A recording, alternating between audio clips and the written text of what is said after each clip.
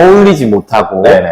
그 다음에 뭐 어떤 그룹을 형성하지 못하거나, 아니면 좀 사회성이 조금 부족한 것 같아서 걱정인 분들은 어떤 거를 조금 집에서 이 친구들에게 뭔가를 해주면 좀 더 도움이 된다고 생각하세요? 그거는 이제 그 학생의 성향이나 성격을 부모랑 교사가 파악해주는 게 가장 중요하다고 생각합니다. 근데 뭐 예를 들어서 자신감이 없으면 저희 때는 웅변, 하거나 좀 소극적이고 활동을 잘 안 하시는 태권도장. 맞아요. 네. 그게 거의 뭐 정답처럼 그렇게 되어 있었는데 그거는 사실 요즘에는 맞지 않는 것 같아요.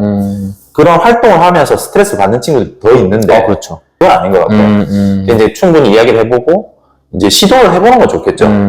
우리 아이 자녀에 대한 그 스트레스나 이런 게 없으면 계속 유지를 해도 괜찮지만 그렇지 않은 경우에는 바로 방향을 바꿔줘야 되는데 그렇지 못한 경우가 많아서 뭘 해줘야 될지. 네네네. 사실 뭐 나머지 학업적인 부분은 어디 학원이 괜찮다더라. 이런 정보들은 많이 공유하시지만 이게 말씀하신 것처럼 성향이 다 다르기 때문에 이 아이를 어떻게 해줘야 될지를 모르는 경우들이 꽤 있고 원래서 좋은지 잘 모르는 경우들이 많더라고요. 그래서 이제 뭐 그런 경우에는 우선 집에서 어머님이랑 뭐 자녀랑 아버지랑 이렇게 대화하는 시간이 훨씬 더 중요한 것 같고요. 그래서 그렇게 소통을 하면서 어떤 식으로 했으면 좋겠니? 라고 했을 때 뭐 저는 그냥 집에서 나가지 않고 독서하고 이게 더 좋아요 하는 친구들은 충분히 그냥 그렇게 환경을 만들어 주시고 그래서 좀 부족하다 판단이 되시면 그 친한 무리들이 있잖아요. 초등학교 뭐 3, 4학년만 되어도 탕후루 먹으러 가고 먹으러 아이들이 그렇더라고요. 같이 다니거든요. 그 정도 이렇게 좀 자연스럽게 그러면 친한 친구랑 같이 맛있는 거 먹으러 갈래? 부모님들이 그 정도만 해주셔도 친구들끼리 같이 주말에 모여서 다니다 보면 조금 더 친해지고 그렇게 이제 사소한 것부터 이제 해 나가야지 뭐 사회성이 부족하니까 그러면 축구하면서 팀 훈련시키면서 대부분 그렇게 생각하죠. 네, 그렇게 이제 하는 거는 제가 판단했을 때는 그게 정답은 아니다. 브레이크를 걸지 않되 하려고 하는 방향으로 이렇게 자연스럽게 안전한 방향으로 밀어주자. 네네.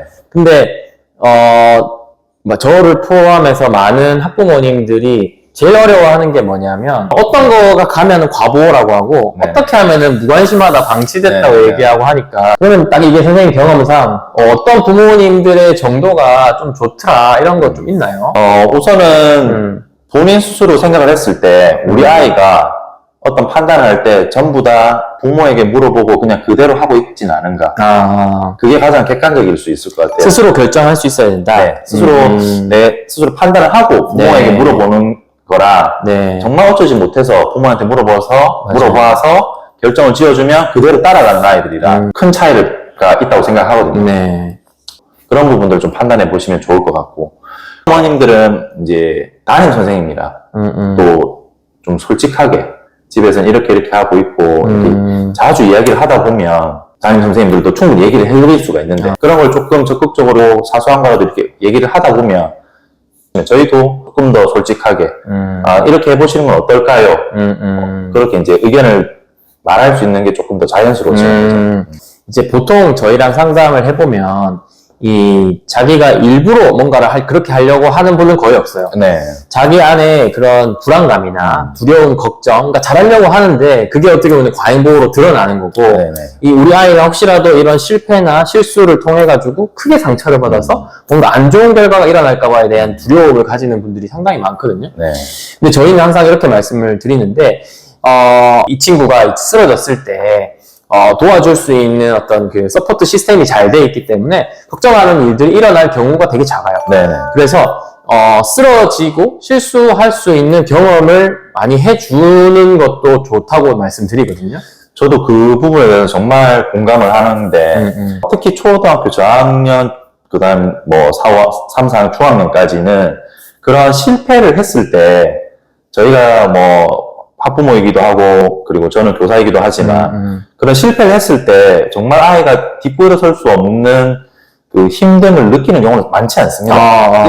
그렇기 때문에 그런 실패를 지켜봐 줄 수 있어야 되는데 그 실패를 했을 때 우리 아이의 감정이 어떤지 그리고 이 친구가 내 자녀가 어떤 식으로 생각을 하고 일어나려고 하는지를 지켜봐 주셔야 되는데 그걸 보기가 걱정이 되고 두려워서 실패를 안 하기 위한 상황을 미리 만들어 주시는 거죠. 맞아요. 사소한 작은 실패를 초등학교 때부터 경험을 해야 그게 단단해지고 내가 할 수 있는, 일어설 수 있는 역량이 생기는 건데, 그런 부분들을 조금 생각해 주셨으면 더 좋지 않을까. 맞아요. 네. 그래서 저희도 진료실에 이제 그 아이들의 불안이나 아니면 이런 감정들 때문에 많이 오시거든요. 네. 오시면은 저희는 이제 감정 노트 같은 것들을 쓰라고 하는데, 네. 근데 이거는 아이만 써서 되는 게 아니에요. 왜냐하면 보통 아이들 쓰라고 하면 숙제처럼 느끼기 그렇죠. 때문에, 네. 우리 저희도 일기 써봐서 알잖아요. 뭐 부모님이 같이 적어주면 제일 좋죠. 근데 보통은 이제 어머님이 적어주시니까 이제 어머니랑 좀 같이 써봐라 이런 얘기를 많이 해요. 그러면은 같은 사건을 경험하더라도, 아, 엄마는 이렇게 생각했고 이렇게 느꼈어. 네.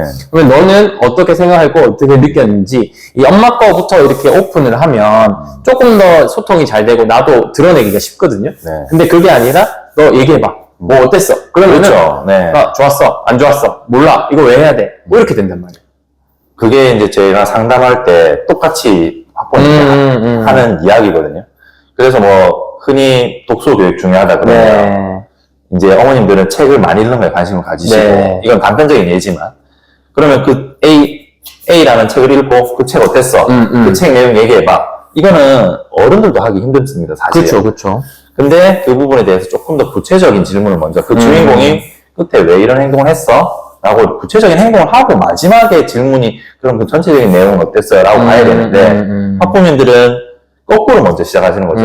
그 책 어때? 뭐 그 책 내용 뭐야? 학교에서 일이 일어났을 때 네 감정은 어땠는지, 무슨 일이 있었는지, 근데 엄마가 생각했을 때는 이렇게 생각을 하는데 너는 다르게 생각하는 부분도 있어. 라고 이렇게 차근차근 구체적으로 들어가 얘기를 해주셔야 되는데, 그냥 대뜸 어땠어? 맞아요. 뭐 자기 의견만 물어보니까 그런 부분들이 어려운 것 같아요. 그래서 그런 감정을 서로 공유하고 좀 허심탄회하게 얘기하는 그런 부분들은 굉장히 좋은 것 같아요. 맞아요. 그래서 이게 얘기가 하기가 쉽지 않기 때문에 같이 뭔가 일기를 쓰고 노트를 써야 돼요.